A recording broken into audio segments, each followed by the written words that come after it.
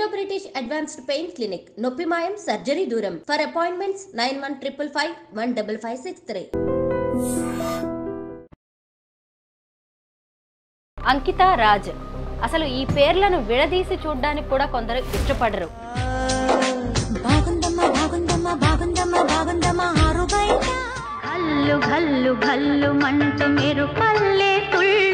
అంకిత రాజ్ పెళ్లి అనేది ఒక న్యూస్ ఎంత అయిందో ఇప్పుడు వాళ్ళిద్దరూ సెపరేట్ అవ్వడం కూడా పెద్ద డిస్కషన్ అయితే దీని మీద నడుస్తుంది. ఆడమగవాళ్ళు కూడా ఒక డిసిప్లిన్ ఉండదు రిలేషన్షిప్స్లో కదా. పెళ్లి చేసుకోవడం కానీ కలిసి జీవించడం కానీ అనుకుంటారు ఉంటారు.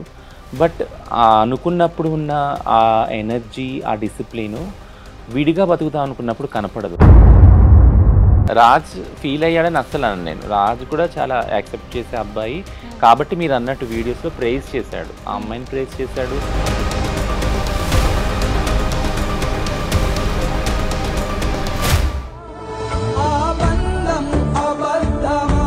మీ కమ్యూనిటీలో ఇలాంటివి కామన్. పెళ్లి చేసుకోవడం, ప్రేమించడం, మోసం చేసి వదిలేయడం, డబ్బులు తీసుకొని ఎటో వెళ్ళిపోవడం, లేదా ఈ అబ్బాయి మోర్ తీసుకొని వదిలేశాడా, డబ్బులు వాడేసుకొని వదిలేశాడా, ఇలాంటి ఊహాగానాలు నార్మల్గా వస్తాయి.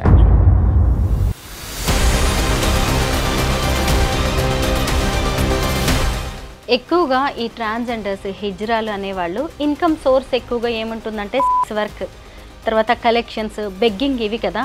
కానీ పెళ్ళైన తర్వాత కూడా చాలామంది వీటిని కంటిన్యూ చేస్తూ ఉంటారు. చాలామంది బ్రేకప్. ఎందుకు అవి చెప్పము ఎందుకు అని అంటే we won't believe in that ethics also. ఇప్పుడు సిస్ హెటెరోనార్మేటివ్ సొసైటీలో ఒక ప్రిన్సిపల్, ఒక ఫిలాసఫీ బిలీవ్ చేసేది ఏంటంటే ఆడవాళ్ళు పెళ్ళైనాక వేరే పురుషుల పట్ల ఇంకో రకంగా చూడకూడదు అనేది. అది మా కమ్యూనిటీకి అసలు వర్తించదు, ఎల్జిబిటీ కమ్యూనిటీకి వర్తించదు. టు బీ ఫ్రాంక్ నేను చెప్పేది ఏంటంటే, అందరికీ నమస్కారం, నేను Swaroopa Potlapalli. Welcome to I dream. Ankita Raj అసలు ఈ పేర్లను విడదీసి చూడడానికి కూడా కొందరు ఇష్టపడరు. అంకిత అనే ట్రాన్స్జెండర్ను రాజ్ పెళ్లి చేసుకోవడంతో అందరూ అతన్ని హీరోలాగా చూశారు. అయితే వాళ్ళ పెళ్లి కొన్నాళ్లే సాగింది, 3 నాళ్ల ముచ్చటగా మిగిలిపోయింది. ఈ మధ్య వారిద్దరూ విడిపోయారు. అసలు అంకిత రాజ్ మధ్య మనస్పర్ధలు ఎందుకు వచ్చాయి, వాళ్ళు ఎందుకు విడిపోయారు, అసలు ఈ ట్రాన్స్జెండర్స్ పెళ్లిళ్ళు ఎందుకు నిలవలేకపోతున్నాయి, ఇలాంటి దాని మీద ఇప్పుడు పెద్ద చర్చ జరుగుతోంది. ప్రస్తుతం నాతో పాటు ట్రాన్స్జెండర్స్ రైట్స్ యాక్టివిస్ట్ రచన ముద్రబోయిన ఉన్నారు. ఆమెకు అంకిత అండ్ రాజ్ వీళ్ళిద్దరితో మంచి అసోసియేషన్ ఉంది. వాళ్ళిద్దరు కూడా బాగా తెలుసు. వాళ్ళిద్దరూ ఎందుకు విడిపోయారు, కమ్యూనిటీలో ఇలాంటి జంటలు ఎందుకు సెపరేట్ అవుతుంటాయి, ఇలా అనేక విషయాల మీద మనం రచనతో మాట్లాడదాం. హలో రచన. హాయ్ అండి. నమస్తే. నమస్తే, ఎలా ఉన్నారు? బాగున్నాను. మీకు అంకిత రాజ్ వీళ్ళిద్దరూ తెలుసు కదా, చాలా దగ్గర నుంచి వాళ్ళతో మీరు ట్రావెల్ చేశారు. ఈ కపుల్ని చూసినప్పుడు ఏమనిపించేది మీకు? చాలా అంటే చాలా మంచి కపుల్, క్యూట్ కపుల్ యాక్చువల్గా. ఎందుకంటే ఫంక్షన్స్లో ముఖ్యంగా మేము మా కమ్యూనిటీ ఫంక్షన్స్ ఉంటాయి కొన్నిట్లో, ఒకటి రెండిట్లో నేను చూశాను వాళ్ళని. అండ్ వాళ్ళ మధ్య ఉన్న chemistry I really like prize అనమాట. ఎందుకంటే మా కమ్యూనిటీ ఫంక్షన్స్లో డాన్స్ ఇస్ నార్మల్లే. సో అందులో చాలా మంచి డాన్సర్ అంకిత. డాన్స్ వేసేది కొన్ని సాంగ్స్కి వాటికి. ఎందుకు చెప్తున్నానంటే నా సొంత ఎక్స్పీరియన్స్ కూడా ఒకటి ఉంది. ఒకసారి ఒక ఫోటోషూట్కి నా ఫ్రెండ్ ఒక ఆయన న్యూయార్క్ నుంచి వచ్చాడు, మ్యాక్ అని. తను ఫోటోషూట్స్ చేసేటప్పుడు నన్ను నా పార్ట్నర్ది చేస్తా అన్నాడు అనమాట, అక్కడ ఎగ్జిబిషన్లో పెడతా అని. తను నాది సింగిల్ పిక్స్ తీసుకున్నాడు, అట్లా నా పార్ట్నర్ది కూడా తీసుకున్నాడు. మా ఇద్దరిది కలిపి తీసుకున్నాడు. ఇద్దరిది కలిపి తీసుకున్నప్పుడు తను ఏమన్నాడంటే, ఒక 2 పిక్స్ తీసుకున్నాక రచన ఒకసారి రా అన్నాడు. ఏంటి అని అంటే, కెమెరాలో చూడు, నువ్వు సింగిల్గా ఉన్నప్పుడు నీ ఫేస్ ఎలా ఉంది, మీ ఇద్దరు కలిసినప్పుడు చూడు అంటే నువ్వు ఎంత హ్యాపీగా ఉండవు నీ ఫేస్లో కనిపిస్తుంది. అది నా మైండ్లో రిజిస్టర్ అయింది యాక్చువల్గా. ఈ ఫంక్షన్స్లో అంకిత డ్యాన్స్ చేసేటప్పుడు నేను ఒక్కసారి అంకితని చూసాక రాజ్ వైపు చూశాను నేను. He so happy. Ankita dance చేస్తుంటే అంటే ఒక ప్రౌడ్లా ఫీల్ అవుతున్నాడు. అంటే నా వైఫ్ చూడు ఎంత మంచి డాన్సరు, ఎంతమంది ఎట్లా చూస్తూ ఉన్నారు చూడు, అందరికన్నా బెస్ట్ డాన్సర్ కదా అని. So that comes from a like హార్ట్లో ఆ ప్యూర్ లవ్, ఆ ఎఫెక్షన్ ఉన్నప్పుడే వస్తుంది. So they are beautiful couple actually. తర్వాత మళ్ళీ ఎప్పుడైనా కలిసారా? ఈ మధ్య కాలంలో మాట్లాడారా అంకితతో? చాలా తక్కువ. బట్ యా, అదే వాళ్ళు చాలా దగ్గరగా ఉన్నారు. అయితే అంకిత రాజ్ పెళ్ళి మీ కమ్యూనిటీకి ఓ మంచి మెసేజ్ ఇచ్చింది. మీ కమ్యూనిటీకే కాదు, సొసైటీకి కూడా. ఒక నార్మల్ అబ్బాయి వచ్చి ఒక ట్రాన్స్జెండర్ని పెళ్లి చేసుకోవడం, అది కూడా వాళ్ళిద్దరు పెళ్లి కూడా చాలా బాగా జరిగింది. అయితే అప్పుడు మీరందరూ ఏమనుకున్నారు? కమ్యూనిటీలో ఖచ్చితంగా దీని మీద ఓ డిస్కషన్ అయితే జరిగిందిగా. మనకు కూడా మంచి రోజులొచ్చాయి. మనల్ని యాక్సెప్ట్ చేయడానికి ఇలా వస్తున్నారు అనే దాని మీద ఓ డిస్కషన్ జరిగి ఉంటుంది కదా! టు బీ ఫ్రాంక్ యాక్చువల్‌గా వాళ్ళు పెళ్ళైనప్పుడే నన్ను పిలిచారు యాక్చువల్‌గా హ్మ్. ఇంటర్వ్యూ చేద్దాం అంకిత రాజ్ మీద అని. బట్ లైక్ అప్పుడు నాకు టైం లేకుండే. But yeah! ఆ తర్వాత ఇప్పుడు వాళ్ళు అంటే లేరు.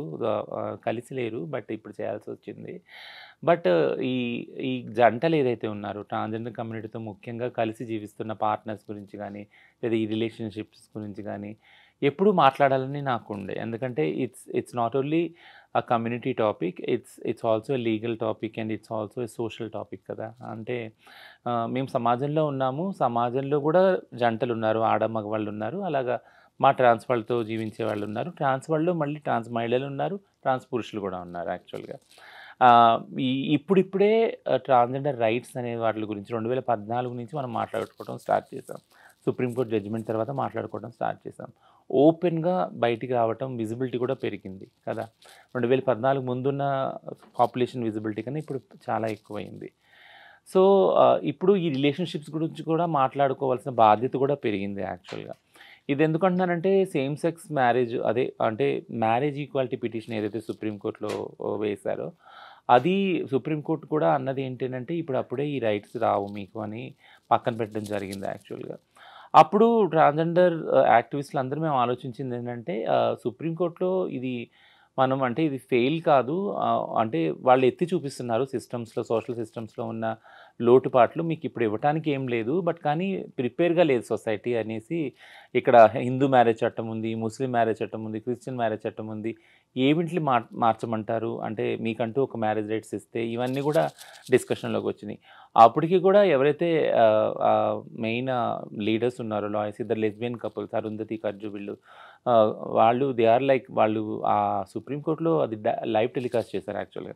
అప్పుడు ఇట్స్ సో పవర్‌ఫుల్ వాళ్ళ ఆర్గ్యుమెంట్స్ ఏంటి అంటే వేరే సిస్‌జెండర్ కపుల్ తోటి ఆడ మగవాళ్ళు ఒకవేళ ఫ్యామిలీగా ఫార్మ్ అయితే వాళ్ళ పిల్లలుంటారు. వాళ్ళకంటూ ఒక సోషల్ సెక్యూరిటీ ఉంటుంది. వాళ్ళు ఇల్లు రెంట్‌కి ఇస్తారు వాళ్ళకి ఈజీగా. ఇన్సూరెన్స్ పాలిసీ ఉంటుంది. బ్యాంక్ అకౌంట్ ఇవన్నీ ఈజీగా అయిపోతాయి వాళ్ళకి. బట్ అదే అంత ఈజీగా ఎల్‌జిబిటిక్యూఐ వాళ్ళు ఒకవేళ పెళ్లి చేసుకున్నా లేదా రిలేషన్‌షిప్‌లో ఉన్నా వాళ్ళకి అలాంటి ఫెసిలిటీస్ దొరకవు. దొరకవు. ఒకవేళ కష్టపడి అవి సాధించుకున్నా ఫర్ ఎగ్జాంపుల్ ఒక ఇల్లు సాధించుకున్నా గానీ, బట్ చుట్టుపక్కల వాళ్ళు అదే సేమ్ రెస్పెక్ట్ ఏదైతే ఆడవాళ్ళు మగవాళ్ళకి ఇస్తారో పెళ్ళిలో, ఆ కపుల్‌కి ఇస్తారో, ఆ ఫ్యామిలీకి ఇస్తారో అంత రెస్పెక్ట్ ఇవ్వరు యాక్చువల్‌గా. సో, ఇది మెయిన్ విషయం. ఈ కపుల్ అక్కడ వాదించినప్పుడు లెస్బియన్ కపుల్ మేమెలా తక్కువ? మా ఆడవాళ్ళ, మగవాళ్ళ రిలేషన్‌షిప్ కన్నా, వాళ్ళ ఫ్యామిలీ కన్నా మాది ఏం తక్కువ? మమ్మల్ని ఎందుకు ఇంత విచక్షణ చేస్తున్నారు? మాకెందుకు వేరే ఫెసిలిటీస్ కల్పించట్లేదు? ఇల్లు గానీ, లేదా ఇన్సూరెన్స్ గానీ, బ్యాంక్ అకౌంట్ ఇలాంటివన్నీ ఎందుకు కల్పించట్లేదు? దీనివల్ల ఎంతో న్యూనతా భావానికి, ఇన్ఫీరియారిటీ కాంప్లెక్స్‌కి గురవుతున్నాము. ఇది మా మెంటల్ హెల్త్‌ని చాలా పాడు చేస్తుంది కాబట్టి చాలామంది సూసైడ్‌లు కూడా అవుతున్నారు. జంటలు కలిసి ఉందామని వస్తున్నారు, విడిపోతున్నారు సోషల్ ప్రెషర్ వల్ల, తర్వాత సూసైడల్ అవుతున్నారు. సో, ఇవన్నీ గూడా అంకిత రాజ్ జర్నీ చూసినప్పుడు వాళ్ళు రిలేషన్‌షిప్‌కెళ్ళటము, వాళ్ళు కలిసి ఉండటం, ఒక ఇల్లు తీసుకోవటము, పెళ్లి చేసుకోవటం బ్రహ్మాండంగా ఈ సోషల్ మీడియాలో వి ఆల్ ఫెల్ట్ ప్రౌడ్. ఎందుకంటే ముఖ్యంగా 2, 3 క్రైసిస్‌లో గూడా I have been with Ankita. ఒక ఇష్యూ క్రైసిస్ అయినప్పుడు ట్రాన్స్ వుమెన్‌కి she was into the police station. ఇప్పుడు నేను ఆన్‌లైన్‌లో ఆమెని గైడ్ చేస్తున్నాను. ఇక్కడికి వెళ్ళు ఈ పోలీస్ ఆఫీస్‌లో కాదు. I prize that girl so like I felt so అంటే చాలా నేను గ్రేట్‌గా ఫీల్ అయ్యాను. ఏంటంటే she has so much power to fight.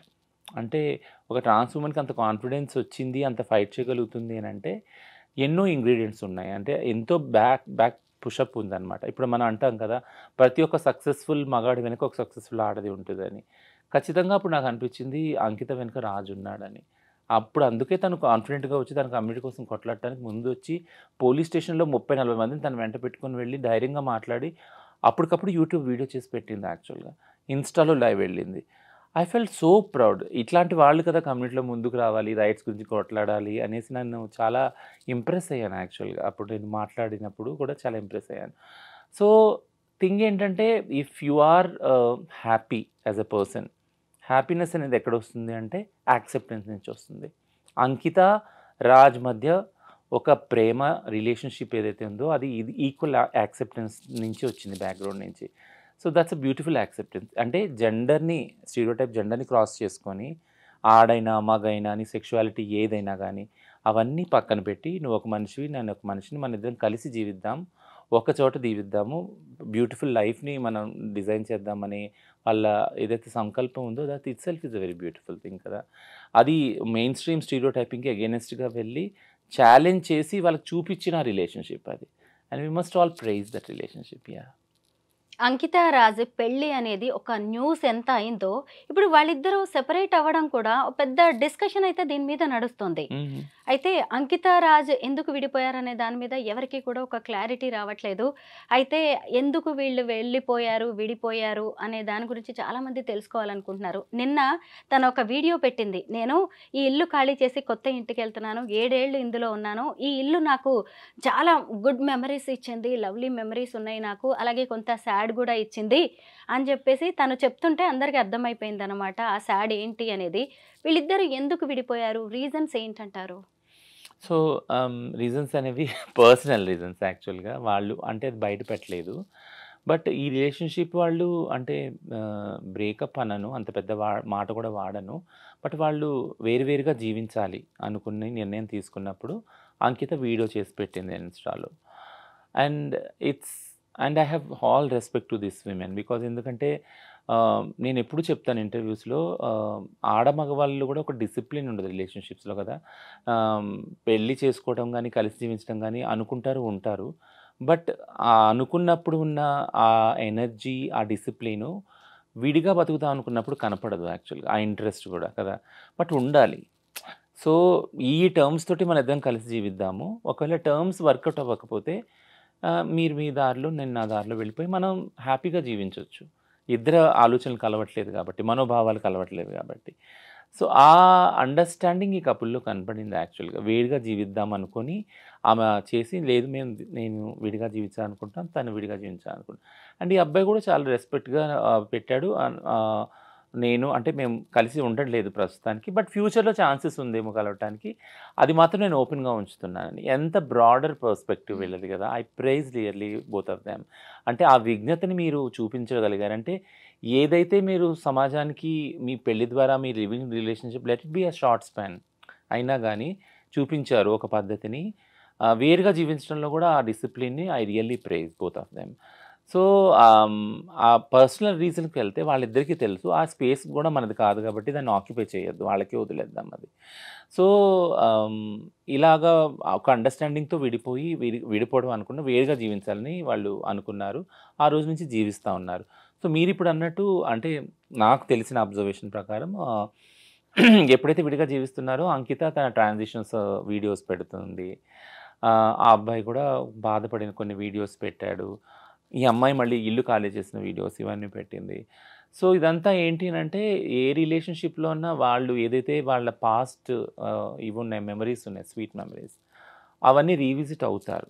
అనుకోకుండా కూడా అది ఆ ప్లేస్కి వెళ్ళినా వాళ్ళ తాలూకు సంబంధించిన బట్టలు, ఆ హోటల్స్, ఆ ప్రదేశాలు ఏదైనా కానీ ఆ జ్ఞాపకాలను తీసుకొస్తుంది. కాబట్టి ఇట్స్ అ కామన్. సో కలవటం, కలిసి జీవించడం ఎంత కష్టమో విడిపోవడం కూడా అంతే కష్టం యాక్చువల్గా. మనం ఎప్పటిని డిఫైన్ చేయము. వెంటనే వెళ్ళి సాడ్ స్టేటస్లు ఇవన్నీ పెట్టేసుకొని ఇవన్నీ చేస్తారు చాలామంది యాక్చువల్గా. బట్ వీళ్ళు అంతే డిసిప్లిన్ తోటి కలిసి వేరువేరుగా జీవిస్తున్నారు. బట్ నాకు అనిపిస్తుంది స్ట్రాంగ్గా ఐ బిలీవ్ లైక్ ఫ్యూచర్లో ఛాన్స్ లేదన్న అబ్బాయి ఏదైతే అన్నాడో అది I think it gives some hope. Like అంటే ఫ్యూచర్లో కలవచ్చేమో అన్న హోప్, కలిస్తే బాగుండని కూడా నేను పర్సనల్గా అనుకుంటున్నాను యాక్చువల్గా. రచన, నేను అంకిత అండ్ రాజ్ వీళ్ళిద్దరు కలిసి ఇచ్చిన ఇంటర్వ్యూస్ చాలా చూశాను. ఏవి చూసినా నాకు రాజ్ చాలా మెచ్యూర్డ్గా లవ్లీ బాయ్ అన్నట్టుగా అనిపించేది, తను బ్రాడ్ మైండెడ్ అని కూడా. అయితే ఆయన అంకితను పెళ్లి చేసుకునేటప్పుడు కూడా వాళ్ళ ఫ్యామిలీ వద్దనే ఉంటుంది. అయితే ఈ తర్వాత కొద్ది రోజుల రిలేషన్ తర్వాత ఇదే సొసైటీ, ఇదే ఫ్యామిలీ మళ్ళీ అతన్ని ఫోర్స్ చేస్తుంటుందా, ఆయన ఇన్ఫ్లుయెన్స్ అయ్యి ఉంటాడంటాడా? ఇది కూడా ఒక కారణం కావచ్చు కదా. బట్ నేను అదర్వే అనుకుంటున్నాను యాక్చువల్గా. టు బి సర్ప్రైజ్ ఏమనుకుంటున్నానంటే, తనుని ఫోర్స్ చేశారా లేదా అంకిత రియలైజ్ అయిందేమో అనుకుంటున్నాను. ఇప్పటికొచ్చి అంకిత నుంచి ఎట్లాంటి నెగెటివ్ ఫీడ్‌బ్యాక్ ఆ అబ్బాయి గురించి రాలేదు. ఈవెన్ ఆ అబ్బాయి నుంచి కూడా రాలేదు ఆ అమ్మాయి గురించి. బట్ ఈ జర్నీలో అంకిత కనిపించిందేమో అంటే ఆహ్, నాతో ఎంత సేఫ్‌గా రాజు ఫ్యూచర్ ఉంటుంది, లైఫ్ ఉంటుంది. ఎందుకంటే ఒక ట్రాన్స్ విమెన్‌తో జర్నీ అనేది itself is a very toughest thing. నార్మల్‌గా ఒక పవర్‌ఫుల్ విమెన్ తోటి ఒక man journey it's always a toughest journey కదా! యెస్. ఆడవాళ్ళు ఎవరైతే పవర్‌ఫుల్, స్ట్రాంగ్ పొజిషన్‌లో ఉంటారో, who will stand for their ethics and their abilities and skills, వాళ్ళతో ఉండే మగవాళ్ళు ఆటోమేటిక్‌గా కొద్దిగా ఇన్‌సెక్యూరిటీ, ఇన్ఫీరియర్ ఫీల్ అవుతారు కదా! So Raj yeah! అదే ఇన్ఫీరియారిటీ యాహ్! వచ్చిందంటారా రాజ్ ఫీల్ రాజ్‌కి? అయ్యాడని నేను అనను. రాజ్ ఫీల్ అయ్యాడని అస్సలు అనను నేను. రాజ్ కూడా చాలా యాక్సెప్ట్ చేసే అబ్బాయి. హ్మ్. కాబట్టి మీరన్నట్టు వీడియోస్‌లో ప్రైజ్ చేశాడు. ఆ హ్మ్. అమ్మాయిని ప్రైజ్ చేశాడు. ఆ రిలేషన్‌షిప్‌ని మెచ్యూర్‌గా ప్రెజెంట్ చేశాడు మీడియా ముందు. సో, రాజ్ ఇన్‌సెక్యూర్ ఫీల్ అయ్యాడని నేను ఎప్పుడు అనను. పిరికివాడని అస్సలు అనను నేను. బట్ థింగ్ ఏంటంటే అంకిత ఆలోచించి ఉండొచ్చు. ఫ్యూచర్ ఈ రిలేషన్‌షిప్ వల్ల రాజ్ ఫ్యూచర్ ఎఫెక్ట్ అవుద్దేమోనని. అంటే కొంచెం జర్నీ అయినాక కొన్ని క్వెషన్స్ వస్తాయి ఆ రిలేషన్‌షిప్. ముఖ్యంగా ట్రాన్స్, సిస్, హెటెరోనార్మేటివ్ రిలేషన్‌షిప్ ఎప్పుడైతే ఉంటుందో వాళ్ళ మధ్య ఒక రిలేషన్‌షిప్ ఒక ఛాలెంజ్ ఏదొస్తుందంటే పిల్లలు పుట్టరు కదా వీళ్ళకి. పిల్లలు పుట్టినప్పుడు ఎవరు కేర్ టేకర్ ఉంటారు ముసలి వయసు వచ్చాక ఈ రిలేషన్‌షిప్‌లో. ఇది ఎల్‌జిబిటీ కపుల్స్‌లో ఎప్పుడూ ఉండే ఛాలెంజ్ ఒకటి క్వెషన్ మార్క్ యాక్చువల్లీ. ఈ క్వెషన్‌కి ఆన్సర్ దొరకదు యాక్చువల్‌గా. ఎందుకంటే మామూలు సిస్‌జెండర్ కపుల్‌లో కూడా పిల్లలు లేని వాళ్ళని ఎవరు చూస్తారు? ఎవరు చూడరు. పిల్లలు ఉన్నోళ్ళు కూడా ఆ పిల్లలు చూస్తారని నమ్మకం కూడా లేదు కదా మనకి. సారీ. సో, అదే విధంగా ఎల్‌జిబిటీ కపుల్స్‌లో అయితే పిల్లలే లేరు. అడాప్ట్ చేసుకోవాలి మహా అయితే. అడాప్ట్ చేసుకున్న వాళ్ళు కూడా చూస్తారా లేదా? సో, ఇదంతా కూడా ఉంది. సో, ఆ సెక్యూరిటీ ఏదైతే ఉందో ఆ రిలేషన్‌షిప్‌లో సేఫ్టీ ఫీల్ అవ్వనప్పుడు, ఒకళ్ళ గురించి ఒకళ్ళు అమితంగా ప్రేమించుకున్నప్పుడు, అంటే ఇప్పుడు నా తర్వాత ఎవరు చూస్తాను నేను? ఫర్ ఎగ్జాంపుల్ మా అమ్మ ఉండేది. మా అమ్మ ఎప్పుడూ ఒక బాధపడేది ఏంటనంటే, నా కొడుకు అదే ఇలా ట్రాన్స్‌గా మారాడు. నేను చనిపోయాక ఎవరు కేర్ చేస్తారు అనేది బాధపడేది మా అమ్మ. సో, అదే బాధ ఒక ప్యూర్ లవ్‌లో తీసుకున్నప్పుడు అమ్మ love is the universal love కదా! Unconditional love. అట్లా ఒక రిలేషన్‌షిప్‌లో తీసుకున్నప్పుడు ఇప్పుడు నేను అంకిత వైపు నుంచి నేను ఏం ఆలోచిస్తా ఉన్నానంటే యాక్చువల్లీ నన్ను నేను పెట్టుకొని, she might have thought that నేను ఒకవేళ ఈ రిలేషన్‌షిప్‌లో తిను ఒకవేళ చాలా అంటే చాలా కష్టాలను ఫేస్ చేస్తే ఖచ్చితంగా రాజ్ కష్టాలు ఫేస్ చేసి ఉంటాడు. ట్రాన్స్ విమెన్‌తో ఉండటం ఈజీ జర్నీ కానే కాదు. చుట్టుపక్కల ఉన్నవాళ్ళు డే 1 నుంచి మార్నింగ్ నుంచి మేమెంత వివక్షత ఎదుర్కొంటున్నామో దానికి 5 10 వాళ్ళు ఎదుర్కొంటారు. కిందకి వచ్చినప్పుడు నేను చెప్తున్నాను నా పార్ట్నర్ ఎక్స్‌పీరియన్స్ కిందకి వచ్చినప్పుడు బైక్ తీస్తా ఉంటే, "ఏంటి? ఎందుకున్నావు? ఈ రిలేషన్‌షిప్ నీకు అమ్మాయి దొరకలేదా? నువ్వు ఇంపార్టెంట్‌వా? నువ్వు మగోడివి కాదా? మగతనం లేదా?" ఇట్లాంటి క్వెషన్స్ యాక్చువల్లీ. అది మొదలుకొని ఎళ్ళిన ప్రతి సింగిల్ స్పేస్‌లో కూడా క్వెషన్ చేస్తారు అసలు. నీకు వేరే ఆడవాళ్ళు దొరకలేదా? ఇక్కడ ఎందుకుంటున్నావు? ఇయన్నీ బ్రెయిన్ వాషింగ్ ఉంటది. బట్ దీన్నంతా మేము ఫేస్ చేయగలం యాస్ ఎ ట్రాన్స్. మమ్మల్ని అడగరు కూడా యాక్చువల్‌గా. వాళ్ళు ఫేస్ చేయగలరా? చాలా తక్కువ మంది ఫేస్ చేస్తారు. అది వాళ్ళు పడుతున్న బాధ మాకు ఇంకా బాధ కలిగిస్తది యాక్చువల్లీ. నా లైఫ్‌లో కూడా అదే జరిగింది. నేనెప్పుడూ నా వివక్షత నేను ఎదుర్కోలే యాస్ ఎ ట్రాన్స్‌గా. I'm so vocal and so vibrant. నేను బయటికెళ్తేనే అసలెవరు నా ముందుకు రావాలంటేనే దడుచుకునేవాళ్ళు. అట్లాంటి క్యారెక్టర్, పర్సనాలిటీ నాది. బట్ నా పార్ట్నర్ ఈజీ ప్రే అయిపోయేవాడు. ఒక గుడికెళ్ళినా, లేదా ఏదైనా ప్రేయింగ్ దానికి వెళ్ళినా, ప్రేయర్ చేయడానికి వెళ్ళినా, ఒక గ్యాదరింగ్‌కి వెళ్ళినా, వెంటనే అందరూ నొసలు, భృకుట్లు ముడిపడేది ఏంటంటే, ఓహ్! పలానోడు, పలానా వాళ్ళ పార్ట్నర్. సో, కాబట్టి అక్కడ నా గురించి, నా విషయం గురించి తన స్టేటస్ తగ్గిచ్చడం, తనని క్రిటిసైజ్ చేయటం, స్టిగ్మా చేయటం, డిస్క్రిమినేట్ చేయటం, బుల్లింగ్ చేయటం ఇదంతా జరిగేది యాక్చువల్‌గా. అదంతా ప్రెషర్ కదా! అది ఎక్కడ లేని ప్రెషర్. ఆ ప్రెషర్ ఎక్కడ చూపించాలి యాక్చువల్‌గా? వాళ్ళు కూడా వాళ్ళ తల్లిదండ్రులను వదులుకొని వచ్చి కలిసి జీవిద్దామనే వస్తారు కదా! సో, ఈ ప్రెషర్‌ని ఎలా కోపప్ చేయాలి రిలేషన్‌షిప్‌లో? ఇవన్నీ నేను అనుభవించాను కాబట్టి ఐ కెన్ నో దట్. ఆ అండర్‌స్టాండింగ్ నాకుంది. So, I come completely like opposite to you. అంకితనే డెసిషన్ తీసుకొని ఉండొచ్చు కదా! ఈ అబ్బాయి సేఫ్టీ గురించి, తను సేఫ్‌గా ఉండాలి, తన ఫ్యూచర్ సెక్యూర్ ఉండాలని దూరం పెట్టుండొచ్చు కూడా అనుకుంటున్నాను. రచన, ఇప్పుడు మనము అంకితా రాజ్ కేస్‌ని ఒక ఎగ్జాంపుల్‌గా మాట్లాడుకుంటున్నాం గానీ, మీ కమ్యూనిటీలో ఇలాంటివి కామన్. పెళ్లి చేసుకోవడం, ప్రేమించడం, మోసం చేసి వదిలేయడం, డబ్బులు తీసుకొని ఎటో వెళ్ళిపోవడం, ఇలాంటివి మీరు చూస్తూనే ఉన్నారు. వీటన్నిటిని మీరు భరిస్తూనే ఉన్నారు కదా! అయితే మరి అంకితా రాజ్ కేస్‌లో కూడా ఇలా ఏమైనా జరిగి ఉంటుందా? ఎందుకంటే వీళ్ళిద్దరూ చాలా ఫ్యూచర్ ప్లాన్స్ యేసుకున్నారు. పిల్లల్ని అడాప్ట్ చేసుకోవాలనుకున్నారు. అలాంటి వాళ్ళు ఇప్పుడు సెపరేట్ అయిపోయారు. అది కూడా అంకితలో తీవ్ర ఆవేదన కనిపిస్తూనే ఉంది. అంటే మామూలుగా అమ్మాయి అందంగా ఉంది, బావుంది కాబట్టి ఆమెను గూడా మోజు తీర్చుకొని ఎంజాయ్ చేసి వదిలేశాడు లాంటివి కూడా కొన్ని కామెంట్స్ వినిపిస్తున్నాయి. ఇలాంటిది ఏమైనా జరిగి ఉంటుందా? We should not be judgemental on that. ఎందుకంటే అంటే దీన్నొక తప్పుగా, దీన్నొక అంటే ఒక విక్టిమ్ మోడ్‌లో ఇద్దరిని చూడటము, అంటే ఆ అబ్బాయి చేత మోసగించబడిందా? లేదా ఆ అబ్బాయి మోసపోయాడా ఈమె చేతిలో? ఆ జడ్జ్‌మెంట్స్‌కి మనం వెళ్ళకూడదు యాక్చువల్‌గా. ఎందుకంటే ఇది కామన్ జడ్జ్‌మెంట్ వస్తుంది మనకి. ఈ క్రిటిసిజం వస్తుంది యాక్చువల్‌గా. సిస్ హెటెరోనార్మటివ్ రిలేషన్‌షిప్స్‌లో ఇది ఉంది ఆల్రెడీ కదా! ఒకళ్ళు బాధ పెట్టినప్పుడు ఒకళ్ళు కోర్ట్‌కెళ్ళడము, పంచాయతీలు తీర్చుకోవడము, కమ్యూనిటీస్‌లో డైవర్స్ తీసుకోవడము, పిల్లల్ని ఏం చేయాలనుకోవడం, ఇదంతా కూడా ఉన్నది యాక్చువల్‌గా. సో, ఈ థాట్ ఈజీగానే వస్తది మనకి. ఎవరు ఏం చేశారు? దానివల్ల విడిపోయారా? డబ్బులున్నాయా? లేకుంటే వేరే రిలేషన్‌షిప్స్ ఏమన్నా ఉన్నాయా ఇద్దరికి? ఇవన్నీ కూడా అనుమానాలొస్తాయి యాక్చువల్లీ.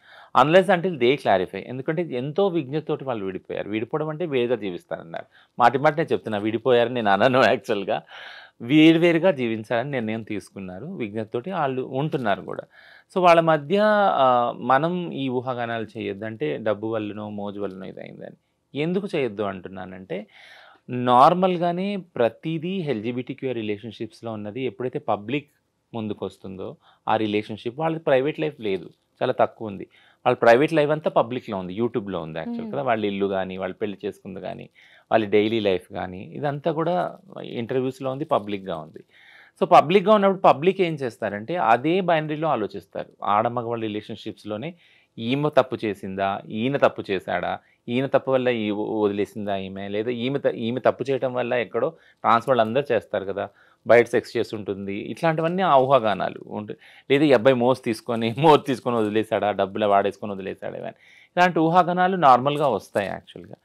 బట్ నేనెప్పుడూ చెప్పేదేంటంటే అన్ని ఇంటర్వ్యూస్‌లో ఎల్‌జీబీటీక్యూ రిలేషన్‌షిప్స్, పార్ట్నర్‌షిప్ ఏదైతే ఉందో, కలిసి జీవించడం గాని, పెళ్లి గాని, ఇది డిఫరెంట్ రిలేషన్‌షిప్. సిస్ రిలేషన్‌షిప్‌లా కాదు ఇది యాక్చువల్‌గా. ఎందుకంటే సిస్ రిలేషన్‌షిప్స్‌కి దగ్గర రావటానికి ఫర్ ఎగ్జాంపుల్ పెళ్ళనుకుందాం. పెళ్లిలో అసలు ఇద్దరి సమ్మతం ఉందా? లేదు కదా! పెద్దలు నిర్ణయిస్తారు. ఆ అబ్బాయి ఎవరో ఆ అమ్మాయికి తెలీదు. ఆ అమ్మాయి ఎవరో ఆ అబ్బాయికి తెలీదు. అక్కడ పెళ్లి నుంచి వాళ్ళ రిలేషన్‌షిప్ స్టార్ట్ అవుతది. ఒకళ్ళకొకళ్ళు తెలుసుకోవటం. కానీ మా రిలేషన్‌షిప్ అలా కాదు కదా! మేము ఒకళ్ళనొకళ్ళు అబ్జర్వ్ చేసుకుంటాం. ఒక జర్నీ చేస్తాం యాక్చువల్‌గా.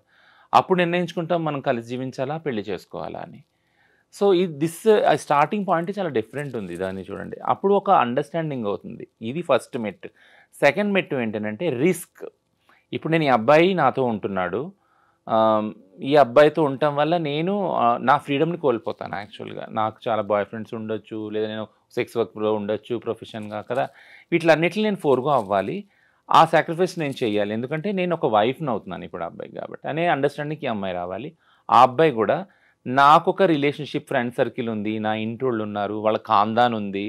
కాస్ట్ ఉంది. క్లాస్ ఉంది. ఇవన్నీ వదులుకొని ఈ ప్రేమ నాకు వాల్యుబుల్ అనేసి ఆ అమ్మాయితో కలిసి జీవించడానికి వస్తాడు ఆ అబ్బాయి కదా! అవన్నీ వదులుకొని వస్తాడు. ఆ అబ్బాయి కూడా ఆలోచించి ఉంటాడు. I have to forgo all this కదా! నేను ఇయన్నీ వదులుకొని ఈ ప్రేమ నాకు ముఖ్యము. ఇది నాకు చాలా ఇంపార్టెంట్ అనేసి వస్తాడు డెసిషన్ తీసుకొని. సో, ఈ డెసిషను ఒక్క నైట్‌లో, ఒక్క స్పాట్‌లో, ఒక్క స్పార్క్‌లో అయింది కాదు కదా! It is an understanding between 2 individuals who are coming from different backgrounds and taking risk. Risk అనేది అందులో ఉంది యాక్చువల్‌గా. ఆ నిశ్చయం తీసుకుంటానికి ఎంతో స్ట్రాంగ్ ఇది ఉండాలి. థ్రెషోల్డ్ ఉండాలి యాక్చువల్‌గా కదా! ఇద్దరికీ ఉంది అది. ఉండబట్టే వాళ్ళు ప్రైవేట్ లైఫ్‌ని పబ్లిక్ చేయగలిగారు. అంత నిర్భయంగా ఉండగలిగారు రిలేషన్‌షిప్‌లో. అంత నిర్మొహమాటం కూడా బయటకొచ్చి చెప్పారు. So, I never degrade the relationship. I prize the relationship. I really నేను నిజంగా మనస్ఫూర్తిగా అనుకుంటున్నాను. నేను అంటే మనస్ఫూర్తిగా బ్లెస్ కూడా చేస్తున్నాను వాళ్ళని. Their love will be forever like though they are not living together. అది నేను అనుకుంటున్నాను. యాహ్! ఎక్కువగా ఈ ట్రాన్స్‌జెండర్స్, హిజ్రాలు అనేవాళ్ళు ఇన్‌కమ్ సోర్స్ ఎక్కువగా ఏముంటుందంటే సెక్స్ వర్క్, తర్వాత కలెక్షన్స్, బెగ్గింగ్ ఇవి కదా! కానీ పెళ్ళైన తర్వాత కూడా చాలామంది వీటిని కంటిన్యూ చేస్తూ ఉంటారు. చాలామంది బ్రేకప్‌కి కూడా ఇదే రీజన్ అని కూడా తెలుస్తూ ఉంది. మరి ఎవరికైనా పెళ్ళవుతున్నప్పుడు మీ కమ్యూనిటీలో మీరు కౌన్సెలింగ్ చేస్తారా? పెళ్ళవుతుంది, సొసైటీ, హస్బెండ్ ఇలాంటివి యాక్సెప్ట్ చెయ్యరు. మనం ఈ సెక్స్ వర్క్ గాని, బెగ్గింగ్, కలెక్షన్ లాంటివి మీరు ఆపేయాలని కౌన్సెలింగ్ ఇవ్వడం గాని, ఇలాంటి కొన్ని కేసెస్‌ని బట్టి చేస్తూ ఉంటారా మీరు ఇలాంటివేమైనా? అలా కౌన్సెలింగ్ ఎప్పుడు చేయమంటే మీరివి మానుకోవాలి, మీరిలా ఉండాలి, హ్మ్. ఆ అబ్బాయికి రిస్క్ ఉందని ఆ అబ్బాయిని ఇట్లా ఎప్పుడు చేయము. నేను ఇందాక చెప్పినట్టు ఈ అండర్‌స్టాండింగ్ ఉండే చేసుకుంటా. ఫర్ ఎగ్జాంపుల్ ఒక ట్రాన్స్ వుమెన్ ఉంది. ఆమె సెక్స్ వర్క్‌లో ఉంది యాక్చువల్‌గా. ఒక అబ్బాయి అప్రోచ్ అవుతున్నాడు ఆ అమ్మాయిని కలిసి జీవించాలి అనుకున్నప్పుడు ఆ అబ్బాయికి కూడా తెలుసు ఆ అమ్మాయి సెక్స్ వర్క్లో ఉందని, బయటికి వెళ్తుంది ఫలానా టైంకి క్లయింట్స్ అటెండ్ చేస్తుంది వస్తుంది అనేసి. బట్ స్టిల్ ఆ అబ్బాయి అనుకుంటున్నాడు స్ట్రాంగ్గా అమ్మాయితో ఉండాలి అని. దట్స్ అన్ అండర్స్టాండింగ్ కదా. అంటే అక్కడ ఒక అండర్స్టాండింగ్ ఉంది ఇద్దరి మధ్య. ఆ అమ్మాయి విజిబుల్గా లేదు అని కాదు కదా, అమ్మాయి చెప్తుంది కూడా ఆమె సెక్స్ వర్కర్, ఆమె ట్రాన్స్ అని. ఓపెన్ అండ్ అవుట్ అది కదా, అక్కడ దాచింది ఏది లేదు కదా. So in spite of that and her profession he accepted that. Like నువ్వు నాకు ముఖ్యం, నువ్వు ఏ ప్రొఫెషన్ చేస్తున్నావు ఎలా చేస్తున్నావు అనేది నాకు అనవసరం, నీ దగ్గర ఆ ప్రేమ దొరికింది. సో ప్రతి ఒక్క వ్యక్తి కూడా, ఇది ట్రాన్స్ విషయం పక్కన పెడితే, ప్రతి ఒక్క వ్యక్తి కూడా ప్రేమను ఎక్కడ వెతుక్కుంటాడు, ఏదైతే పోగొట్టుకుంటారో వాళ్ళ చిన్నదనంలో అలాంటి ప్రేమను వెతుక్కుంటారు జీవితాంతం. టు బి సైకలాజీ అదే చెప్తుంది. ఏంటి అంటే ఎవరన్నా మీరు ఎవరి పట్లన్నా ఆకర్షితులు అవుతున్నారంటే అంటే నీ చిన్నతనంలో ఏదైతే పోగొట్టుకున్నారో అలాంటి వాళ్ళ దగ్గరికి నువ్వు మళ్ళీ వెళ్తున్నావు, వెళ్ళి అక్కడ ప్రేమను పొందాలని ట్రై చేస్తున్నావు. అది ఫెయిల్ కావచ్చు, సక్సెస్ కావచ్చు, తర్వాత విషయం. సో మెయిన్ ఈ రిలేషన్షిప్స్లో అది ఉంది, అండర్స్టాండింగ్ ఉంది. సో ఏం చెప్తాము అంటే నువ్వు ఈ పని మానుకోవాలి, సెక్స్ వర్క్ భిక్షాటన మానుకోవాలి, ఆయన నీ భర్తగా ఉంటాడు, ఆయన సేవ చేసుకోవాలి. సో ఇదంతా అసలు ఏం చెప్పము. బట్ ఒకటేం చెప్తామంటే ఆ అబ్బాయికి నీకు ఈ అండర్స్టాండింగ్ ఉందా, నువ్వు ఓపెన్గా అండ్ అవుట్ చెప్పావా. ఆ అబ్బాయిని కూడా అడుగుతావు, నువ్వు ఓపెన్గా నీకు తెలిసే ఈ అమ్మాయి ఏం చేస్తుందో, ఈ అమ్మాయి ట్రాన్స్ అని. మ్యాక్సిమం కౌన్సిలింగ్ ఫెసిలిటీస్ అయితే లేవు. బట్ ఎవరైనా మా దగ్గరికి వచ్చే కేసులు కౌన్సిలింగ్ ఏమొస్తాయంటే బ్రేకప్ అయ్యే ఉంటాయి కదా కొన్ని పాసిబిలిటీస్, సూసైడల్ థాట్స్ వస్తాయి, చాలా తనావు ఉంటుంది ఆ రిలేషన్షిప్లో. ఆ అబ్బాయి కొడుతున్నాడు సంథింగ్ ఏదో, ఈ అమ్మాయి సంథింగ్ ఏదో అవుతుంది, ఇదన్నీ ఉన్నప్పుడు ఇద్దరు వచ్చినప్పుడు అప్పుడు సపరేట్గా కౌన్సిలింగ్ చేస్తాం, ఇద్దరు కూర్చోబెట్టి ఒకసారి కౌన్సిలింగ్ చేస్తాం అన్నమాట. కౌన్సిలింగ్లో ఏం జరుగుతుంది అని అంటే మీరు ఎలా స్టార్ట్ చేశారు ఈ జర్నీ, అప్పుడు ఏం ఒప్పందం ఉంది మీ ఇద్దరి మధ్య కలిసి ఉండటానికి, ఇప్పుడు అది ఎందుకు చెడుతుంది, యాక్చువల్గా ఎక్కడ ప్రాబ్లం వస్తుంది ఈ జర్నీలో అనేది ఇద్దరికీ క్లియర్గా అండర్స్టాండ్ అయ్యేలా చెప్తామన్నమాట. But we never go to the stereotyping ethics ఏవైతే ఉన్నాయో, అంటే ఎందుకు అవి చెప్పమే ఎందుకు అని అంటే we won't believe in that ethics also. ఇప్పుడు సిస్ హెటెరోనార్మేటివ్ సొసైటీలో ఒక ప్రిన్సిపల్, ఒక ఫిలాసఫీ బిలీవ్ చేసేది ఏంటంటే ఆడవాళ్ళు పెళ్ళైనాక వేరే పురుషుల పట్ల ఇంకో రకంగా చూడకూడదు అనేది. అది మా కమ్యూనిటీకి అసలు వర్తించదు, ఎల్జిబిటీ కమ్యూనిటీకి వర్తించదు. టు బీ ఫ్రాంక్ నేను చెప్పేది ఏంటంటే వర్తించదు అని అంటున్నాను అంటే అని ఫాలో ఎందుకు అవ్వరు అని మీరు నన్ను అడగొద్దు. బట్ ఫాలో అవుతారు, అది ఇష్టం ఉన్నవాళ్ళు ఖచ్చితంగా. ఫర్ ఎగ్జాంపుల్ కొంతమంది ఎసెక్షువల్ కూడా ఉన్నారు మా దానిలో కదా, వాళ్ళకి అసలు సెక్సే లేదు, అట్లాంటప్పుడు రిలేషన్షిప్లో కూడా ఉన్నారు అలాంటి వాళ్ళు, partnership relation. So it's very different phenomenon యాక్చువల్గా ఎల్జిబిటీ రిలేషన్షిప్స్ అర్థం చేసుకోవటం.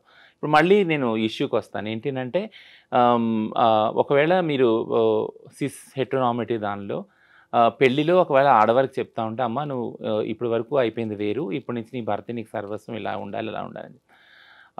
కానీ అదే ఆ పిల్లగాడికి చెప్తారా మీరు, అంటే మీ భార్యతోనే ఉండాలా, వేరే అమ్మాయిని చూడకూడదు, వేరే అమ్మాయితో మాట్లాడకూడదు, వేరే అమ్మాయితోటి నైట్ అవుట్స్ చేయకూడదు, వాళ్ళని సినిమాలు తీసుకెళ్ళకూడదు, షికారు, ఇది చెప్పరు కదా. ఎందుకంటే సొసైటీ ఆల్రెడీ వాళ్ళకి ఆ టికెట్ ఇచ్చేసింది, ఫ్రీ టికెట్. మగవాళ్ళకి ఏంటంటే నువ్వు పెళ్ళైనా కానీ నువ్వు మగాడివి, పెళ్ళి కాకపోయినా మగాడివి, ఎక్కడున్నా మగాడివి, ఏ రిలేషన్షిప్లో ఉన్నా మగాడివి.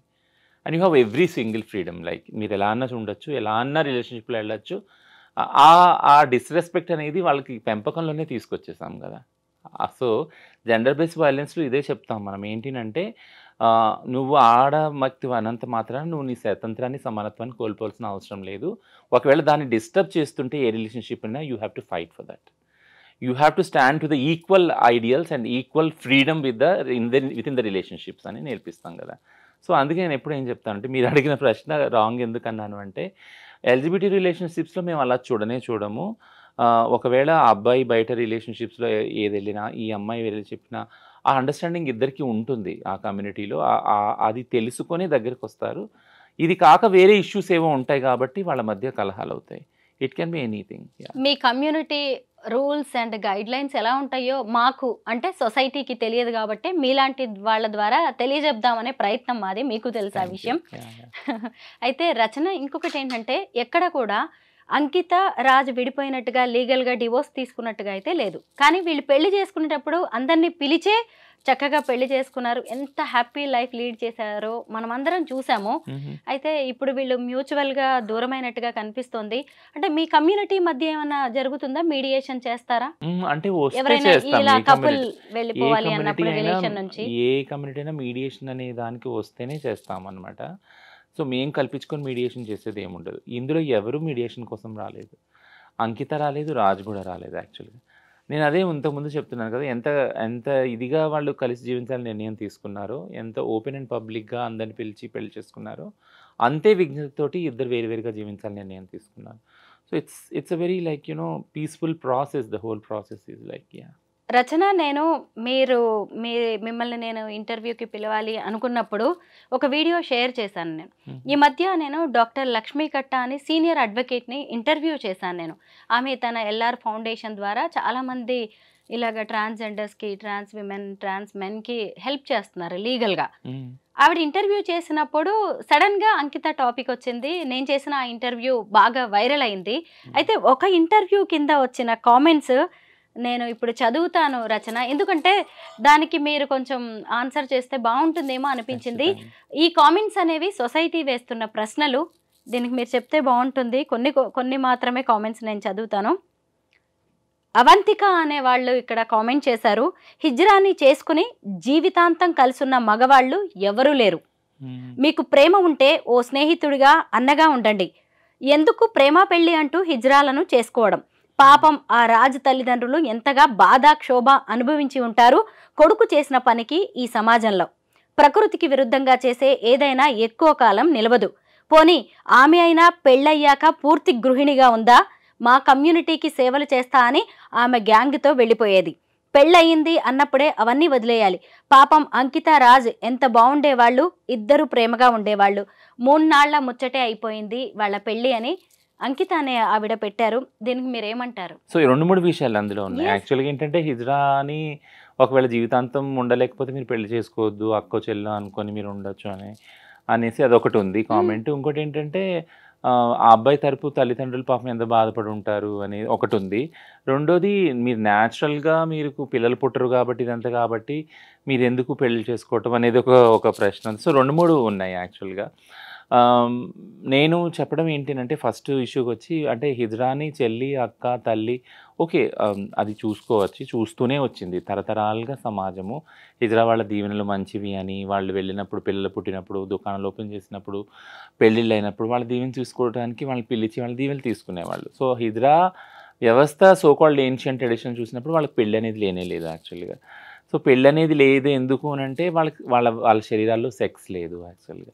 వాళ్ళు సర్జరీ ఏదైతే చేసుకుంటారో దాని ద్వారా సెక్స్ అనే దాని నుంచి విడిపోతారు. సెక్స్ ఉండదు. సెక్స్ లేని బాడీస్ కాబట్టి వాళ్ళ పవిత్రమైన బాడీస్, వాళ్ళ దీవెనలు కూడా పవిత్రమైనవి.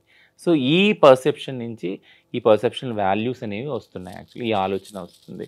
వాళ్ళు అంటే అక్క చెల్లిగా ఉండొచ్చు, తల్లిగా ఉండొచ్చు, పెళ్లి చేసుకోకూడదు. బట్ హిజ్రాకు పెళ్లి చేసుకోకూడదు అనేది ఎక్కడ రాసి లేదు, చేసుకోలేరని గతంలో కూడా జరిగింది. ఇది కొత్త విషయం ఏమీ కాదు. వాళ్ళకు కూడా మనసు ఉంది, వాళ్ళు కూడా మనుషులే, వాళ్ళకు కూడా హక్కు ఉంది. ముఖ్యంగా ఏంటంటే ఎప్పుడైతే సుప్రీంకోర్టు చెప్పిందో సమాన హక్కులు, రాజ్యాంగ హక్కులు అన్నప్పుడు కలిసి జీవించే హక్కు వాళ్ళకు కూడా ఉంది. అది కోర్టులు ఒప్పుకోలేదు, సుప్రీంకోర్టు ఒప్పుకోలేదు, సపరేట్ వ్యాజ్యం చేస్తే అది వేరే విషయం. బట్ రాజ్యాంగ హక్కులు వాళ్ళకు ఉన్నాయన్నప్పుడు ఆడవారికి మగవారికి ఉన్న స్వేచ్ఛ, స్వతంత్రాలు హిజ్రాలకు కూడా ఉన్నాయి. So they can be in relationship, they can marry also. అది లీగల్ గుర్తింపు పొందదు, అది వేరే విషయం. ఆ చట్టాలు మార్చాలి, ఆ బ్యాటిల్ జరుగుతూ ఉంది సపరేట్గా. రెండో విషయం వచ్చి అంటే సో ఒకవేళ కలిసి ఉన్నప్పుడు లేదా పెళ్లి చేసుకున్నప్పుడు ఖచ్చితంగా పార్ట్నర్ అని అంటారు, భార్య భర్తలనే అంటారు వాళ్ళని. కాబట్టి ఆ రిలేషన్షిప్ ఆటోమేటిక్గా అలానే ఐడెంటిఫై అవుతుంది. రెండోది, ఆ పిల్లాడి తల్లిదండ్రులు ఎంత బాధపడి ఉంటారు. బాధ మా తల్లిదండ్రులకు కూడా ఉంది కదా. అంటే మా కొడుకు ఇలా అయిపోయాడు, ఇల్లు బోర్డులు వచ్చేసాడు. ఒక్కొక్క చోట మాకు అన్న తమ్ముళ్ళు ఉన్న చోట మేము వాళ్ళలో ఒకటైనప్పుడు వాళ్ళకు వంశాంకురాలు ఉన్నారు, మధ్యవాడు వెళ్ళిపోయిన పెద్దోడికి చిన్నోడు ఉన్నారు, లేదా ఒకడు వెళ్ళిపోయినా ఒకడు ఉన్నారు, ఇట్లా అనుకొని సరిపెట్టుకుంటారు. ఎవరు లేని వాళ్ళు మరి ఒకడే కొడుకు ఉంటాడు. ఆ ఒక్క కొడుకు వచ్చి ట్రాన్స్ ఉమెన్గా మారిపోయి వాళ్ళకి మనుగడ లేక భిక్షాటన సెక్స్ వర్క్లోకి వచ్చేసినప్పుడు వాళ్ళు బాధపడతారు. ఓకేనా. సో ఆ బాధ ఇన్ని రోజులు కూడా ఎవరు మాట్లాడలేదు యాక్చువల్గా. ట్రాన్స్ మహిళలు వాళ్ళ ఇళ్ళలోంచి వెలివేయబడి వాళ్ళ ఇల్లు వదిలిపెట్టేసి వచ్చి, బట్ వెలివేయబడినా వచ్చేసినా కానీ అక్కడ బాధ్యతలు వాళ్ళు నిర్వర్తించారు. ఒక అన్నగా, ఒక చెల్లిగా, ఒక కొడుకుగా. ఓకేనా. ఆ రిలేషన్షిప్లో అక్కడ ఉన్న వాళ్ళ చదువులు కానీ పెళ్ళిళ్ళు కానీ అన్నీ నేను సంపాదించిన భిక్షాటం ద్వారా సెక్స్ ఓళ్ళు అమ్ముకున్న డబ్బు ద్వారా అవన్నీ ఫుల్ఫిల్ చేశారు మా వాళ్ళు. అడగండి ఎవరు ఫుల్ఫిల్ చేయలేదు. మేము బయటకు వచ్చేసినా మేము జీవించేది మా కోసం కాదు, మా సోకాల్డ్ ఫ్యామిలీ కోసమే, మా అక్కల కోసం, మా తమ్ముళ్ళ కోసం, మా అమ్మ నాన్నల కోసమే బతుకుతాం. మేము సంపాదించి ప్రతి సింగిల్ పైసా వాళ్ళకి పెడతాం. వాళ్ళు మా ప్రయారిటీ యాక్చువల్గా. ఆ తర్వాత వీళ్ళు మా ప్రయారిటీ. సో మీరు ఈ అంత డిస్కషన్ తర్వాత ఒకటి విషయం మీకు అర్థమవుతుంది. అంటే ఈ ప్రాసెస్ అంతట్లో ట్రాన్స్ మహిళలకి అసలు ప్రేమ ఎక్కడ దొరికింది? దొరకలేదు. మీరు ఆ సోకాల్డ్ వ్యక్తి ఎవరైతే రిలేషన్షిప్లో వచ్చాడో, కొంతకాలం ఉన్నాడో, ఉండలేక ఇమ్మడలేక వెళ్ళిపోయాడో, ఆ వ్యక్తి గురించి వాళ్ళ తల్లిదండ్రుల గురించి మాట్లాడతారు. ఆ వ్యక్తి తిరిగి ఆ వ్యవస్థలోకి వెళ్ళినా మళ్ళీ ప్రేమ దొరుకుద్ది. వాళ్ళ తల్లిదండ్రులు దొరుకుతారు, అన్నతమ్ముళ్ళు దొరుకుతారు, అక్క చెల్లి దొరుకుతారు. మా ట్రాన్స్ మహిళలకి దొరకరే, ఎప్పటికీ దొరకరు. ఈ దొరికిన కొద్దిపాటి టైం కూడా ఆ వ్యక్తి ద్వారా ఆ ప్రేమ కూడా ఎప్పుడుగా స్టాండర్డ్గా ఉండదు. సో ఇందులో విక్టిమ్ ఎవరు యాక్చువల్గా? అంటే నేను కంపారిజన్ చేస్తున్నానని కాదు, బట్ ఇన్ని బాధలు ఇన్ని అలవాటు చేసుకోమని ట్రాన్స్ మహిళలు ఎందుకు వదిలేశారు? తల్లిదండ్రులు, అక్కతమ్ముళ్ళు, అన్న చెల్లెలు అందరూ వదిలేసి ఒంటరిగా వచ్చి బయట జీవిస్తా అడుక్కుంటా ఓళ్ళు అమ్మకుంటా ఈ రిలేషన్షిప్ వదిలేసి వెళ్ళిపోయినా మళ్ళీ ఆ అబ్బాయి వైపే మీరు జాలి అనేది ఎందుకు చూపిస్తూ ఉన్నారు అనేది నా ప్రశ్న, ఎదురు ప్రశ్న యాక్చువల్లీ. పెళ్ళయ్యాక పూర్తి గృహిణిగా ఉందా, మా కమ్యూనిటీకి సేవలు చేస్తా అని ఆమె గ్యాంగ్తో వెళ్ళేది. పెళ్ళయింది అన్నప్పుడే అవన్నీ వదిలేయాలి. సో పెళ్ళి, ఇప్పుడు నేను ఇంతకుముందు చెప్పాను ఒక ప్రశ్నకి సమాధానంగా, నేను ఒక క్రైసిస్ డీల్ చేసేటప్పుడు అంకిత పోలీస్ స్టేషన్లో ఉండి లైవ్ వెళ్ళింది యాక్చువల్గా. నేను ప్రౌడ్ ఫీల్ అయ్యాను. ప్రౌడ్ ఎందుకు ఫీల్ అయ్యానంటే నా సొంత లైఫ్ని కొరిలేట్ చేసుకున్నాను అంకితతోటి. ఎందుకంటే చాలా కొద్ది మంది మా కమ్యూనిటీ గురించి పనిచేసే వాళ్ళు ఉన్నారు. నా రిలేషన్షిప్స్, నా పర్సనల్ రిలేషన్షిప్ ఏదైతే ఉందో పార్ట్నర్షిప్ కానీ ఈ విషయం వల్ల చాలా క్రిటిసైజ్ అయింది, చాలా ఎఫెక్ట్ అయ్యింది. బట్ బాధపడ్డాను నేను. బట్ బాధపడినప్పుడల్లా నాకు ఒకటి జ్ఞాపకం వచ్చేది ఏంటంటే, నేను కాకపోతే ఎవరు చేస్తారు నా కమ్యూనిటీకి పని? చేసేవాళ్ళు చాలామంది ఉంటారు, బట్ నాకు చెయ్యాలి, నేను చెయ్యాలి. చేసి ఏదో ఒకటి వీళ్ళ ఒక దారికి నేను బతికినంతకాలం అట్లీస్ట్ కొన్ని సిస్టమ్స్ డెవలప్ చేసి నేను వెళ్ళిపోవాలి. ఆ తర్వాత నా తర్వాత ఉన్న వాళ్ళు దాన్ని ముందుకు తీసుకెళ్తారనే ఒక ఆలోచన ఇప్పుడు ఉంది. సో ఆ ఆలోచనలోకి, అలాంటి ఆలోచనల ద్వారా అంకిత వచ్చినప్పుడు నేను అనుకున్నాను, చాలా హ్యాపీగా ఫీల్ అయ్యాను. అండ్ ఇప్పుడు వింటున్నాను సేమ్ క్రిటిసిజం కూడా. అంటే భర్త రాగానే అంతే, అంటే నేను నా కమ్యూనిటీ గురించి దాని గురించి పోరాడే పటిమని వదిలేసుకోవడం అది ఎంత సమంజసం యాక్చువల్గా? ఎందుకంటే నేను ఆ బాధల్ని చూస్తూ వచ్చాను కాబట్టి నా లైఫ్లో. నా తర్వాత తరాల వాళ్ళు ఆ బాధలు పడకూడదని కదా ముందుకు వచ్చింది యాక్చువల్గా మీరు ప్రైజ్ చేయాలి ఆ ఫైట్ కోసం, ఆ ముందుకు వచ్చి కొట్లాడుతున్నారు. కానీ మీరు క్రిటిసైజ్ చేస్తున్నారు. సో ఈ క్రిటిసిజం నాకే కాదు, నా ప్లేస్లో ఉన్న మహిళలు కూడా ఇంతకుముందు ఎదుర్కొన్నారు చాలామంది. అంటే ఆలనాటి సరోజినీ నాయుడు, దుర్గాబాయి దేశ్ముఖ్, ఇందిరాగాంధీ తరఫు నుంచి ఆడవాళ్ళందరూ కూడా స్ట్రాంగ్ విమెన్ లీడర్స్ అందరూ అదే క్రిటిసిజం ఫేస్ చేశారు. And being a trans woman, normal మేము మా కమ్యూనిటీకి చేసే ఏదైతే ఫైటింగ్ ఉందో దీన్ని కూడా ఇలా క్రిటిసైజ్ చేస్తున్నారు. ఇంకొక కామెంట్ ఉంది, దానికి మీరు ఆన్సర్ చేస్తే బాగుంటుంది. ఇద్దరు మగవాళ్ళు పెళ్లి చేసుకోవడం ఏంటి, ఎవరిని బాధ పెట్టాలని అనడం లేదు, ఎన్ని సర్జరీలు చేసుకున్నా సరే పెళ్లి కరెక్ట్ కాదు, కలిసి ఉండాలనుకోవడం కరెక్ట్ కాదు, ఎవరు బతుకు వాళ్ళు బతికితే మంచిది, ఇలాంటివి సక్సెస్ అవ్వడం అనేది జరగదు అన్నారు. సో ఇదైతే చాలా కోర్టులే చెప్పి నేను మీకు చెప్పాను కదా, అంటే నాల్సా జడ్జ్మెంట్ రాకముందే ఎన్నో లివింగ్ రిలేషన్స్ ట్రాన్స్ ఉమెన్ తోటి ఉన్న వాళ్ళు చాలామంది ట్రాన్స్ ఉమెన్ పెళ్లి చేసుకొని వదిలేసి వెళ్ళిపోయి వాళ్ళని డబ్బులు వాడుకొని అన్ని చేసిన వాళ్ళు కోర్టుకి వెళ్ళినప్పుడు కోర్టులో జడ్జిలు, లాయర్లు అందరూ ఇదే ప్రూవ్ చేయడానికి they are behind this. Like ఈమె ఆమె కాదు కదా, ఈమె పిల్లల్ని కనలేదు కదా అని. అంటే ఇప్పుడు పిల్లల్ని కనని ఆడవాళ్ళని ట్రాన్స్ అంటారు అనరు కదా. అంటే చాలా వాళ్ళని హీనంగా చూస్తారు. పిల్లల్ని కనని ఆడవాళ్ళని వాళ్ళని ఒక చెడ్డ పదాలతో వాళ్ళని టీజ్ చేస్తారు యాక్చువల్ కదా. అది చాలా క్రూరమైన సంస్కృతి సమాజంలో ఉంది. సో నేనేమంటున్నానంటే పిల్లలు కన్నంత మాత్రాన మనుషులు కాకపోరు, ఆ రిలేషన్షిప్కి వాల్యూ ఏం తగ్గదు నాకు తెలిసి. సో పిల్లల ప్రొడ్యూస్ చేయటానికి, సో ఒకవేళ మీరు అలా అంటే కనుక పిల్లల ప్రొడ్యూస్ చేయటానికే ఈ పెళ్ళిళ్ళు అవుతున్నాయా? కాదు కదా. అదైతే కాదు కదా. కలిసి జీవించడానికైతే ఎంతో కొంత దృక్పథం ఉండే కదా. ఈ పెళ్ళిళ్ళు కానీ లివింగ్ రిలేషన్స్ అవుతున్నాయి. సో అదే దృక్పథంతో ఈ రిలేషన్షిప్ని కూడా చూడాలి. ఈ ఏదైతే క్రిటిసిజం వచ్చిందో అంటే ఇద్దరు మగాళ్ళు పెళ్లి చేసుకోవటం ఇది అంటే బయలాజికల్గా బైసెక్స్ ఏది ఉన్నా కానీ ట్రాన్స్ అనేవాళ్ళు వాళ్ళ జెండర్ ఐడెంటిటీ వేరుంటుంది. వాళ్ళకు ఇండిపెండెంట్ ఐడెంటిటీ అనేది మళ్ళీ ఈ పాఠాలన్నీ మళ్ళీ నేను ఇప్పుడు మళ్ళీ ఎక్కరో పెట్టలేను వరుస పెట్టి. బట్ ఆ సెన్సిటైజేషన్ ఇంకా రాలేదు, ఆ ఓరియంటేషన్ ఇంకా సమాజానికి రాలేదు. అది అర్థం చేసుకోవాలి. చాలా మారుతుంది సమాజము. ట్రాన్స్ విజిబిలిటీ పెరుగుతుంది. మనం ఎక్కడ చూసినా కానీ వాళ్ళ ఫ్యామిలీలో వాళ్ళు ఉంచుకుంటున్నారు ఆ ట్రాన్స్ వాళ్ళని. వాళ్ళ ఫ్యామిలీస్ తోటి, వాళ్ళ అమ్మ నాన్న అక్క చెల్లెలతోటి, వాళ్ళ బాబాయ్ పిల్లలతోటి వాళ్ళు జర్నీ చేస్తున్నారు. నేను మార్కెట్స్కి ట్రైన్లో అక్కడ వెళ్ళినప్పుడు నేను చూస్తున్నాను చాలామంది are happily living with their families. Government అవకాశాలు ఇస్తుంది, ఇవ్వకపోవటం వేరే విషయం. బట్ ఈ జనరేషన్లో అట్లీస్ట్ నేను అనుకోలేదు నా కమ్యూనిటీని ఇంత ప్రోగ్రెసివ్గా చూస్తాను, సమాజం ఈ మాత్రం స్పేస్ కూడా ఇస్తుందని. బట్ ఆ స్పేస్ ఇస్తున్నారు ఫ్యామిలీస్లో. అండ్ వీఆర్ నేను ఆ హోప్ అయితే వదలట్లేదు. ఒక రేంజ్లో ఒక కొన్ని తరాల తర్వాత, కొన్ని జనరేషన్స్ తర్వాత సిస్ హెటెరోనార్మేటివ్ రిలేషన్స్ని ఎంత ఈక్వల్గా చూస్తున్నారు, అందులో కెమిస్ట్రీని ఎంత రెస్పెక్ట్గా చూస్తున్నారు, మా రిలేషన్ కూడా అలాగే చూస్తారని నేను భావిస్తున్నాను. నేను ఇప్పుడు చదివినవి జస్ట్ కామెంట్స్ కాదు రచన, అవి సొసైటీ అభిప్రాయాలు. ఇప్పుడు ఈ ఇంటర్వ్యూ ఎందుకు అని చాలామంది అనుకోవచ్చు, టైం వేస్ట్ అనుకోవచ్చు. కానీ మన చుట్టుపక్కల కూడా ఎన్నో జరుగుతూ ఉంటాయి. మనకు తెలిసిన వాళ్ళు అలాగా చాలా ఫ్యామిలీస్ కూడా బ్రేకప్స్ జరుగుతూ ఉంటాయి. వాటన్నిటిని ఎలా చూస్తామో ట్రాన్స్జెండర్స్ రిలేషన్స్ కూడా మనం అలాగే చూడాలి. వాళ్ళు కూడా మన మనుషులే, మన మధ్య ఉండాల్సిన వాళ్ళే. మన